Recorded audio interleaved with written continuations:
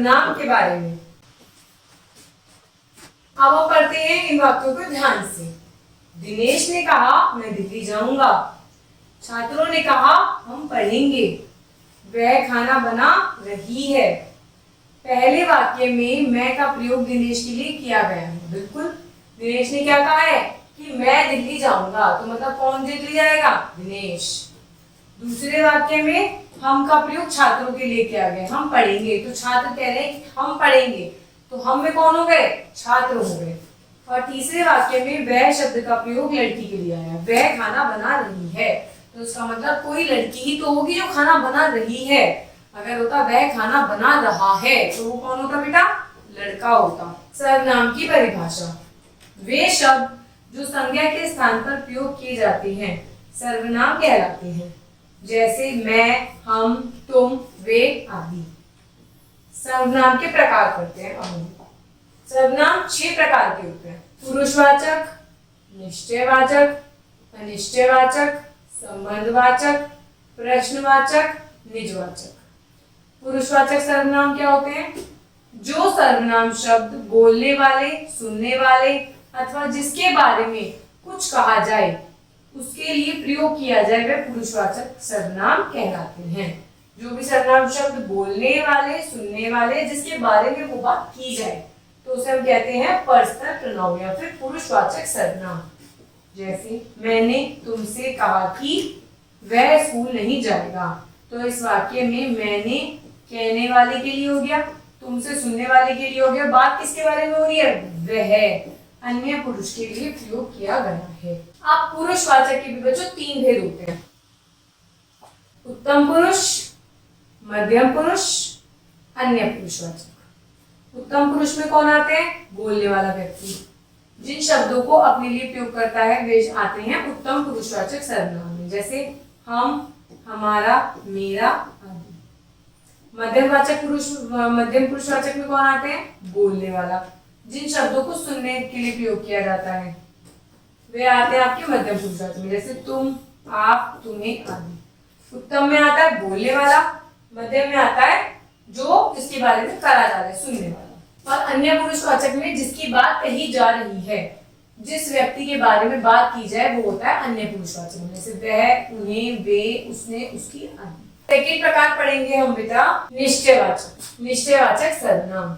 जिस सर्वनाम शब्द से किसी पास या दूर की वस्तु अथवा व्यक्ति की ओर निश्चय पूर्वक संकेत करते हैं वह निश्चयवाचक सर्वनाम कहलाता है, जैसे यह, वह, ये, वे आदि। मतलब हम जिससे पता चले कि वो वस्तु हमारे पास है या वो हमारे से दूर है, तो उसके लिए हम निश्चयवाचक पूर्वक सर्वनाम का प्रयोग करते हैं। अनिश्चयवाचक में जिस सर्वनाम शब्द से किसी निश्चित वस्तु, व्यक्ति और निश्चय पूर्वक संकेत ना हो उसे हम अनिश्चयवाचक कहते हैं, जैसे कुछ, कोई, किन्हीं। अब इससे हमें कोई निश्चित वस्तु का तो नहीं पता चल रहा कि वो कितनी है, तो हो गए अनिश्चयवाचक। संबंधवाचक सर्वनाम। जो सर्वनाम वाक्य में किसी दूसरे सर्वनाम के संबंध प्रकट करे उसे संबंधवाचक सर्वनाम कहते हैं। जो, जिसने, जैसा। जब किसी से रिलेशन हमें फिक्स करना होता है, हमें पता चलता है कि कोई रिलेशन है, कोई संबंध है, तो वो संबंधवाचक सर्वनाम के अंतर्गत आता है। प्रश्नवाचक, नाम से क्लियर है, जिस सर्वनाम से शब्दों का प्रश्न पूछने के लिए किया जाता है, जैसे क्या, कौन, किसने, कहां आदि। निजवाचक सर्वनाम। जिस सर्वनाम शब्द से वाक्य के कर्ता के साधन के साथ अपनापन प्रकट हो निजवाचक सर्वनाम कहलाता है। जब हम कोई सेंटेंस यूज करते हैं और उस सेंटेंस से किसी अपनेपन का यूज हो या अपनापन प्रकट हो, जैसे आप स्वयं, आप खुद ही अपने लिए यूज करते हो, उसको आप कहोगे निजवाचक सर्वनाम। अब हम पढ़ेंगे शब्दावली। उत्तम पुरुष कौन होते हैं, मध्यम पुरुष कौन होते हैं और आगे के। उत्तम पुरुष में आते हैं बेटा एक वचन और बहुवचन में। कर्ता कौन हो गया? मैं या मैंने। बहुवचन मैं और मैंने का हो गया हम और हमने। कर्म में मुझे और मुझको, तो बहुवचन क्या गया? हम या हमको। करण मुझसे, हमसे। मुझे या मेरे लिए, और उसका बहुवचन हो गया हमें या हमारे लिए। मुझसे, हमसे। मेरा, मेरे, मेरी। हमारा, हमारे, हमारे, मुझ पे, पर, हम में, पर। मध्यम पुरुष क्या हो गया बेटा? एक वचन हो गया तू और तूने, बहुवचन हो गया तुम और तुमने। एक वचन तुझे और तुझको, बहुवचन तुम्हें और तुमको।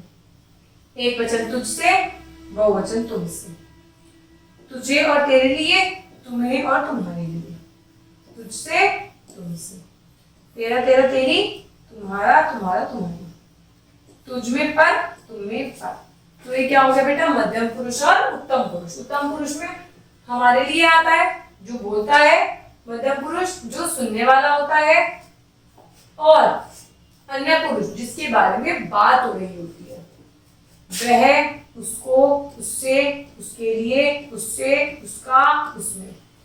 ये एक वचन है और यही इसका बहुवचन। वे, उनको, उनसे, उनके लिए, उनसे, उनका, उनमें, पर।